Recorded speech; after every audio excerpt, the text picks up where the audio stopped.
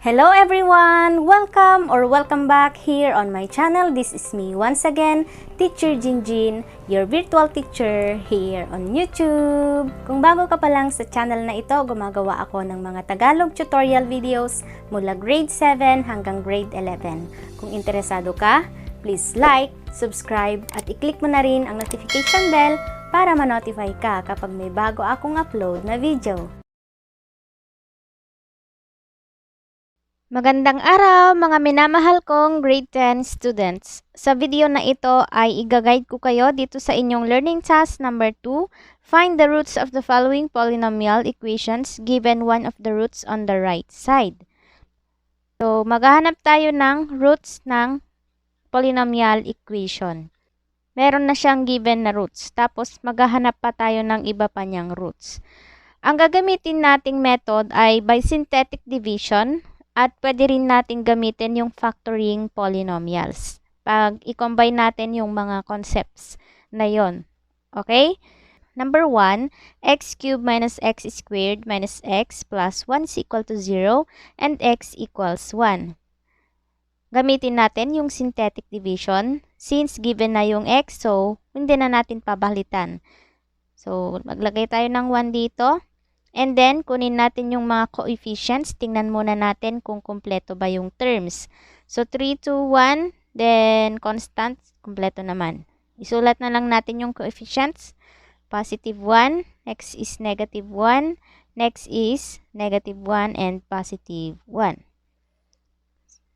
Then, ang next na gagawin is bring down 1. Then, 1 times 1 equals positive 1.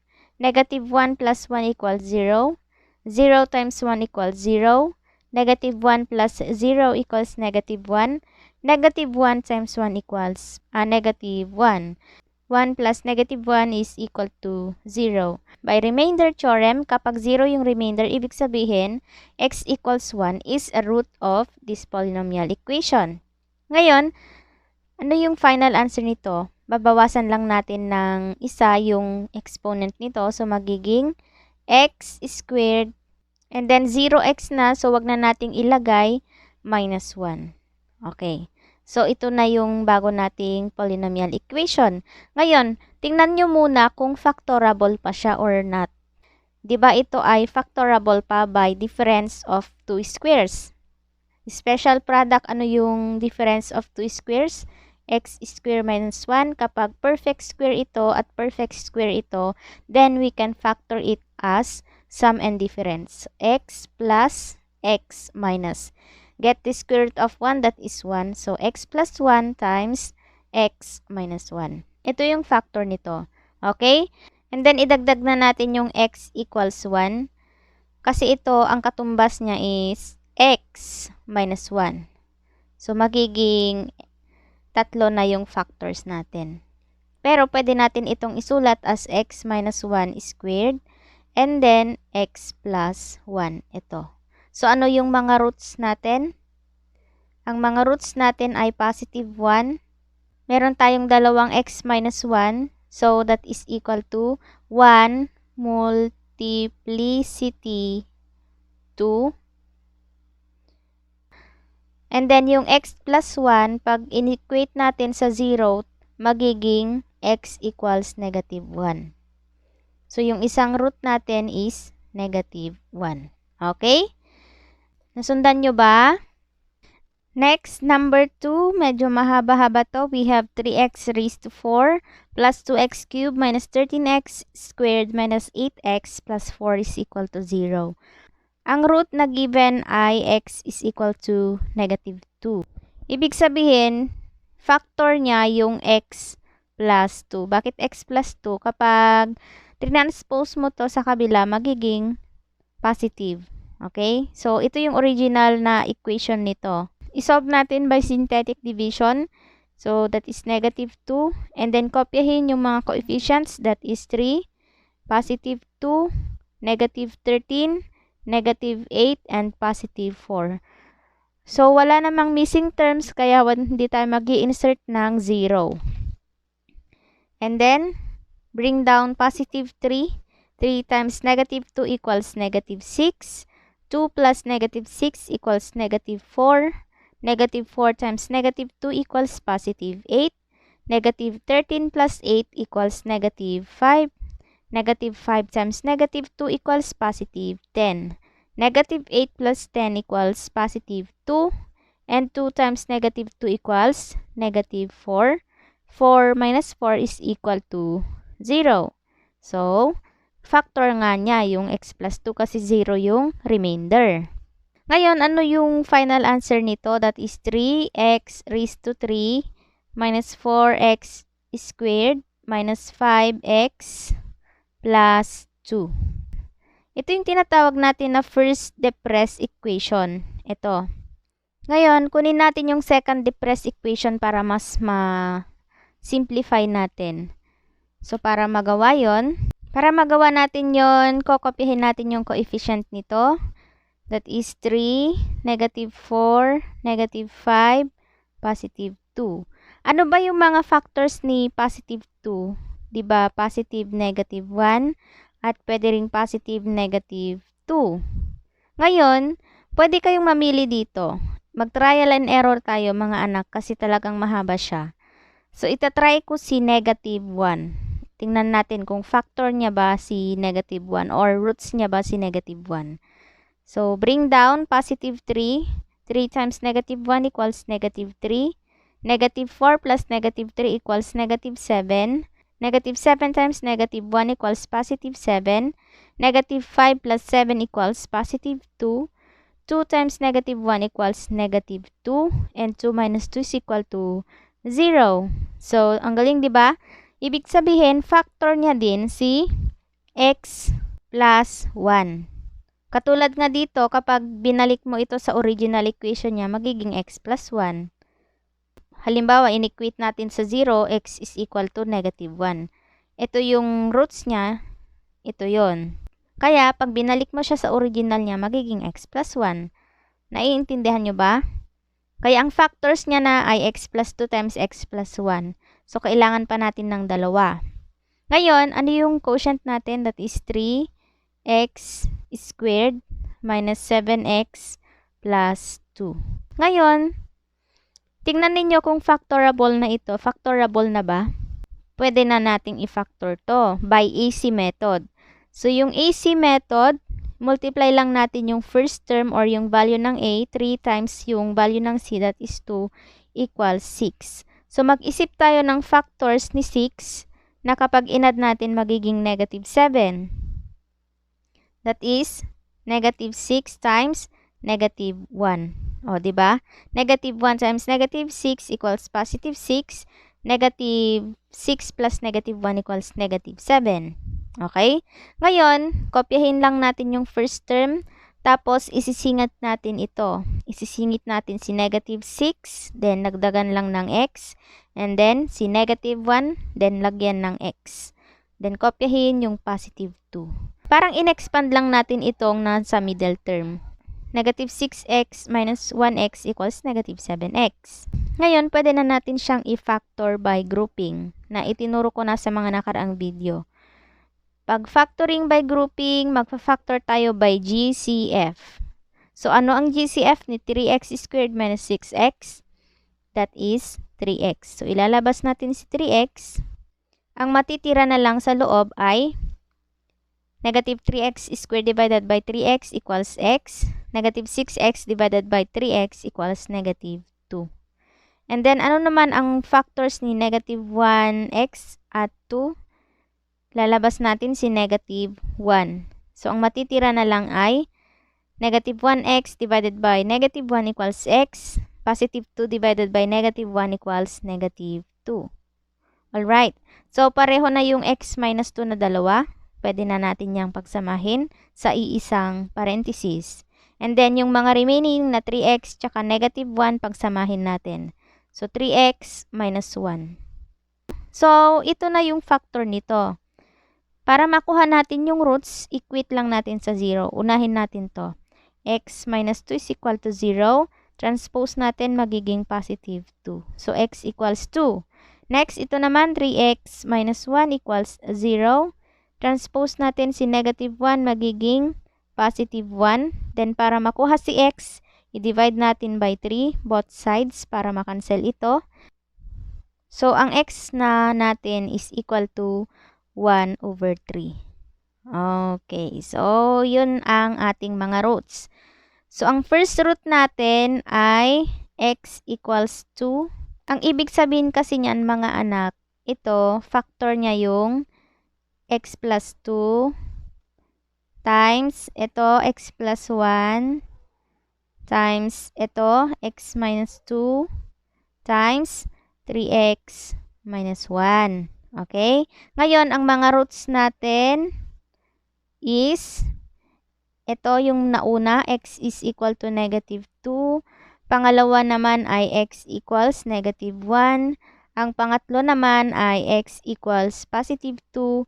At ang pang-apat is equal to x equals 1 over 3. Okay? So, talagang pagtsagaan natin siyang isolve kasi masyado talagang mahaba yan.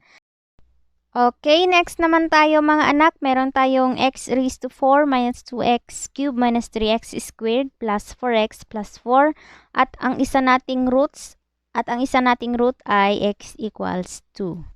By using synthetic division, that is 2. And then, kopyahin natin yung mga coefficient. Positive 1, negative 2, negative 3, positive 4, positive 4. And then, bring down 1. Then 1 times 2 equals 2. Negative 2 plus 2 equals 0. 0 times 2 equals 0. Negative 3 plus 0 equals negative 3. Negative 3 times 2 equals negative 6. Then 4 plus negative 6 equals negative 2. Negative 2 times 2 equals negative 4. And then, ang kanyang remainder ay 0. Ngayon, ito ay, bawasan natin ito ng 1. So, magiging 1x raised to 3 plus 0x raised to 2 minus 3x raised to 1 and then negative 2. So, isulat natin sa final answer x cubed. So, wala na tayong x squared kasi 0 na yon. Ang meron na lang is negative 3x minus 2. So, ang tawag natin dito ay first depressed equation. Next, kunin natin yung possible roots ni negative 2, that is positive negative 1 at positive negative 2. Susubukan natin si negative 1 kung roots niya ba si negative 1. So that is negative 1 and then kopyahin yung mga coefficient 1, 0, negative 3, negative 2. Kailangan pa rin nating ilagay yung 0 ha kasi pag hindi nyo nilagay mamamali yung sagot. And then, bring down 1. 1 times negative 1 equals negative 1. 0 plus negative 1 equals negative 1. Negative 1 times negative 1 equals positive 1. Negative 3 plus 1 equals negative 2. Negative 2 times negative 1 equals positive 2. And negative 2 plus 2 equals 0. So, factor niya nga or root niya nga si negative 1. So, ang first root natin is x equals 2. Ang second root natin is x equals negative 1. So, meron pa tayong dalawang hahanapin na roots. Pag sinulat natin to sa equation, magiging x raised to 2 minus x minus 2. So, ito yun. Factorable na ba yan? Pwede na itong i-factor. Ano yung factor niya? So, pag nagfa-factor tayo ng ganito, mag-isip lang kayo ng factor ni negative 2 na kapag inad ninyo, magiging negative 1. So, that is negative 2 times positive 1. Kapag inad natin yan, magiging negative 1. So, ang factor nito ay x minus 2 tapos x plus 1. Okay? Ngayon, para makuha naman yung roots nito, equate natin sa 0. So, x plus, ito muna, x plus 1 equals 0. Transpose natin, magiging negative 1. And then, yung x minus 2 naman, x minus 2 equals 0. Transpose natin, magiging positive 2. So, dalawa yung positive 2 natin.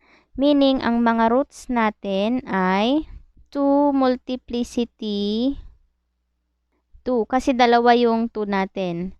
And then, x equals negative 1, tapos x equals, dalawa din yung negative 1 natin. So, that is negative, so isulat ko na lang dito sa baba. Negative 1 multiplicity 2. Okay. Ibig sabihin, ang factor nito, pag sinulat natin yung factor niyan, that is x minus 2 squared times x plus 1 squared. So, yan. Okay? Number 4, we have x cubed minus x squared minus 20x equals 0. Ang first root natin is x equals 5. By synthetic division, that is positive 1, negative 1, negative 20. So, wala tayong constant term. So, bring down 1. Then, 1 times 5 equals 5. Negative 1 plus 5 equals positive 4. 4 times 5 equals 20. Negative 20 plus 20 is equal to 0. Meaning to say, ang ating quotient ay 1x raised to 2 plus 4x. So, that is x squared plus 4x. So, madali na lang natin itong i-factor. Paano ba ito i-factor? Factor by GCF. Ano yung GCF ng x squared plus 4x? That is x. So, pag nilabas natin si x, ang matitira na lang ay x. And then, 4x divided by x equals positive 4 is equal to 0. Then, equate natin sa 0. Unahin natin yung first term, that is x is equal to 0. So, yan na yon. And then, yung pangalawa naman, x plus 4 equals 0. Transpose natin magiging negative 4. So, ang mga roots natin ay x equals 5, x equals 0, at x equals negative 4. Number 5 na tayo mga anak. So, 2x raised to 4 minus 7x cubed plus 6x squared is equal to 0. Ang first root natin is x equals 2. So, by using synthetic division, that is 2. And then 2, negative 7, positive 6. Bring down positive 2. 2 times 2 equals 4. Negative 7 plus 4 equals negative 3. Negative 3 times 2 equals negative 6. And 6 minus 6 is equal to 0. Meaning, ang ating quotient ay 2x cubed minus 3x squared. Okay, so pwede ba natin yang i-factor? 2x cubed minus 3x squared. Pwede nating i-factor by GCF. So, ano ang GCF ng 2x cubed at negative 3x squared? That is x squared. So, ilalabas natin si x squared.